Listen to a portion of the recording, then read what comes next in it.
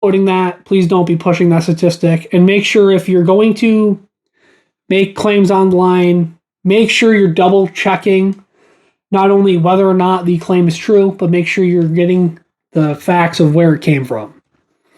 That's one of my advice to you. And that's the end of that. Moving on. This is our featured story, our last story of the day. This is the new Department of Treasury. This is their new strategy for the Iran war. I haven't been on YouTube. I haven't really been making videos recently, but what I can tell you is I've been on the case when it comes to this Iran war. I've been following it every single day. I've been really following this. This is the one thing I have been following. And I've been pretty much on the button. As a paleo-conservative, I knew, paleo-conservative, Pat Buchanan.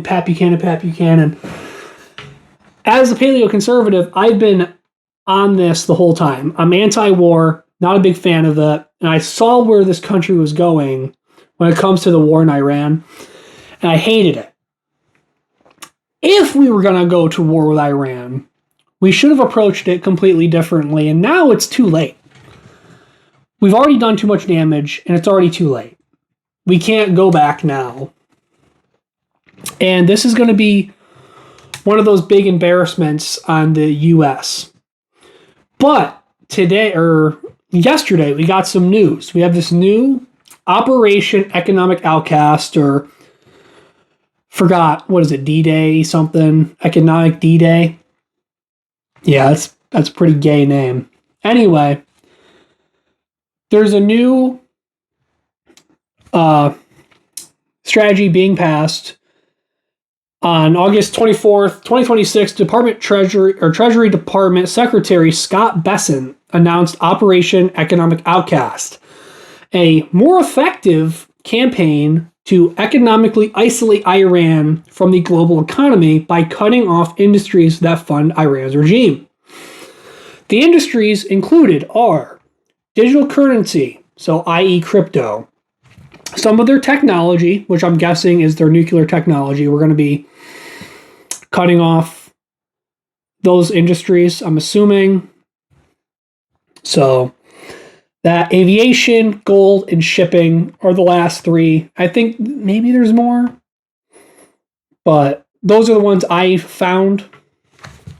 And I can't lie, the Department of Treasury release is kind of vague, so a lot of the details are not there. But anyways, other parts of the plan target other entities who have been accused of enabling Iran, as well as it is giving them a strict deadline to comply to sanctions. So there are multiple countries, a lot of them our own allies, who have been buying stuff from Iran or selling stuff to Iran even. There's like the UAE, a couple Asian countries. I think Europe is one of them. I think the UK maybe. I know some of the European countries were. I know that for a fact. The Treasury supposedly mapped out Iran's facilitator networks as well. For those of you who might not know what those are the sanction workarounds. So if you remember during the Great Shipment or Transshipment scam that China did, I don't remember how long ago this was, but basically during the Great Transshipment scam, China was importing U.S. goods from Mexico and Vietnam. They're importing them from there to bypass the sanctions that we had put on them. And those workarounds are a big problem when you're sanctioning countries. By the way, these are secondary sanctions. Just so you know, they're secondary sanctions. When you're putting sanctions and secondary sanctions on countries, you need to make sure that it's bulletproof. You got to make sure there's no workarounds. And supposedly they're going to do that. So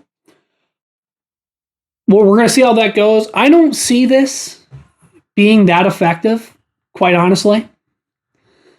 I don't see how this could be effective because really the only country really holding Iran up is China. China is the real issue here. The Iran conflict's whatever, they made up the 30,000 death number. They killed 30,000 people. They kind of made up that number to throw at you. They freaking they're building nukes over there. They're chanting death to America. They come up with all this crap. But the real thing, if you want to go after Iran, is you have to go after China. I know the goal isn't to go after China. The goal is to get regime change in Iran. But that's just not going to happen. Regime change in Iran is not going to happen. And if they try to do it, it's going to be a disaster. No matter what they do, it's a disaster. So if you want to go at Iran, you have to go after China. You have to go after China specifically. But the problem with that is that this stuff takes years. If you want to go on a trade war, you got to make sure you have all your eggs in a basket. You got to make sure you have everything covered. Especially when you're going against someone like China who, they make a lot of our important stuff. They do. China's a very important country. They have rare minerals. They produce a lot of stuff that we need. Antibiotics, stuff like that. So, if you want to do a trade war, which is what will really hurt Iran, well, if you want to go after Iran, that's who we need to go after is China first. Because there isn't going to be no freaking regime change war. You're not going to bomb them to death. I've said this multiple times. People were giving me so much crap for this, by the way, for like the last year or two. A ground war in Iran or a war in Iran is not going to give us a regime change. You could bomb over and over and over and over, and nothing's going to happen. 90 million people live in Iran. You're not going to bomb them into submission. It's just not going to happen.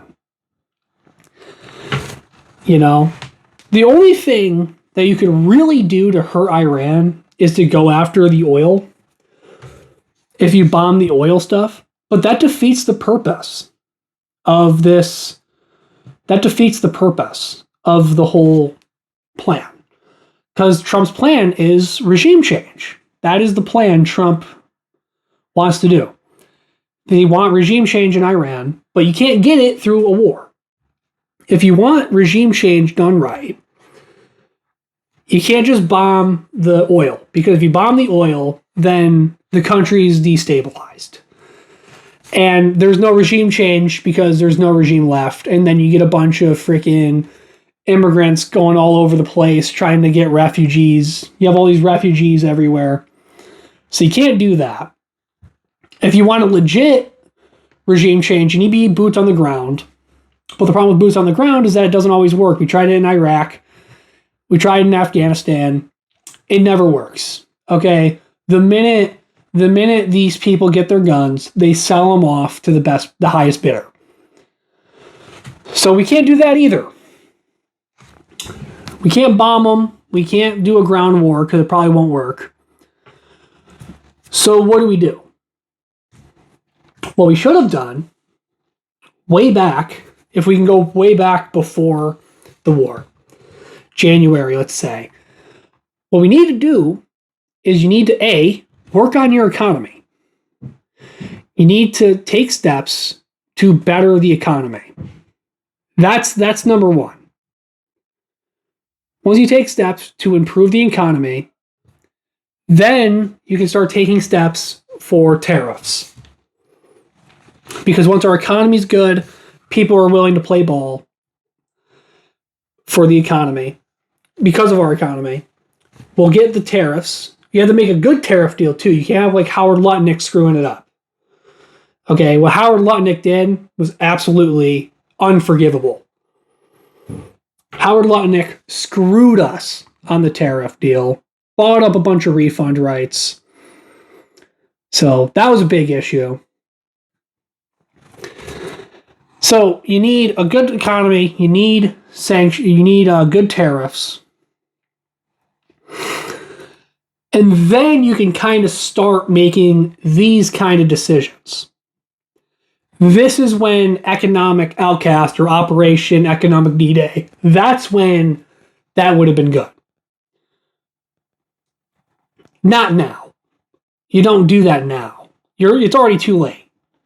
It's already too late for that crap. But, yeah, it's annoying.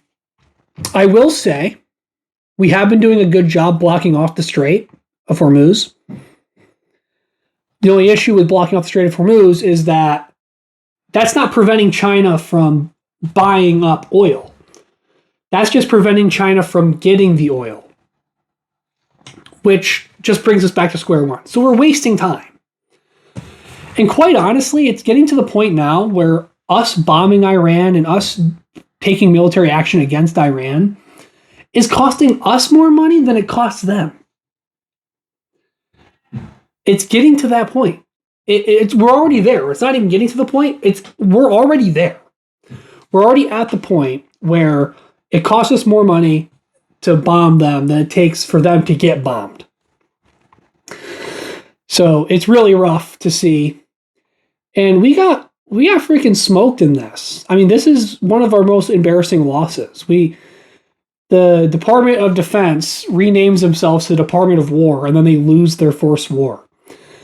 It got so bad that the first peace talks, the first discussions for peace, was what was it? Iran got the right to charge toll fees through the Strait of Hormuz and all sorts of other stuff. It is crazy what we gave to Iran. If you thought what Obama did for Iran back in, I remember 2012 was bad. If you thought that stuff was bad, this is way worse. This is way worse. But anyways, let me know your thoughts down below. If you like this video, give it a like, comment, subscribe for more. I'm going to see you guys later. See ya.